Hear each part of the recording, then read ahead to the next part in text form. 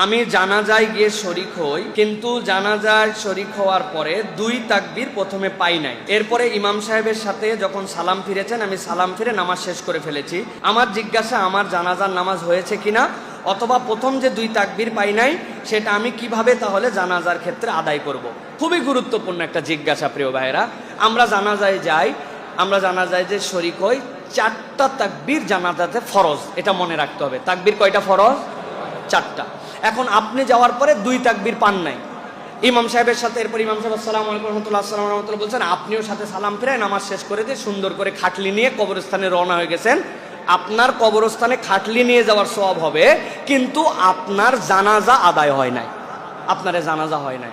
এখন কথা হচ্ছে, তাহলে জানাজা আমাকে কিভাবে করতে হবে? জানাজার সালাতে কেউ যদি মাসবুক হয়, তাহলে তার বিধান হচ্ছে, ইমাম সাহেব যখন সালাম ফিরাবেন, আপনি ইমাম সাহেবের সাথে সালাম ফিরাবেন না, না ফিরিয়ে যেই কয়টা আপনি তাকবীর পান নাই, শুধুমাত্র ওই তাকবীরগুলি আপনি পাঠ করবেন। ওই তাকবীরের পরে আপনার ফাতিহা অথবা আপনার দরুদ শরীফ এটা পড়তে হবে না। ধরেন আপনি প্রথম 2 তাকবীর পান নাই, ইমাম সাহেবের সাথে বাকি 2 তাকবীর পাইছেন, আল্লাহু আকবার, আল্লাহু আকবার, আসসালামু আলাইকুম রহমতুল্লাহ, আসসালামু আলাইকুম রহমতুল্লাহ। ইমাম সাহেব সালাম ফিরাইছে, আপনি দাঁড়ায় আছেন, আপনি দাঁড়ায়া এরপরে আপনি বলবেন আল্লাহু আকবার, আল্লাহু আকবার, আসসালামু আলাইকুম রহমতুল্লাহ, আসসালামু আলাইকুম রহমতুল্লাহ। এইটা বললে আপনার জানাজা পূর্ণ আদায় হয়ে গেছে। তবেটা হচ্ছে, জানাজার সামনে যে মাইয়েত থাকবে, খাটলি তোলার আগেই আপনাকে এটা বলতে হবে।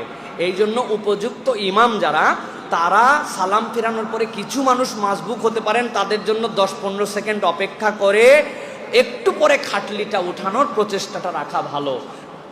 নামাজও শেষ সাত করে খাটলি উঠালেন, তাহলে পিছনের লোকগুলো আর মাসবুক হলে তারা আর এই তাকবীরটা বলতে পারবে না। এই জন্য আপনি শুধু তাকবীর বলবেন, খাটলি উঠানোর আগে আপনার তাহলে জানাজা হয়ে যাবে। আশা করি আপনার প্রশ্নের উত্তর পেয়েছেন।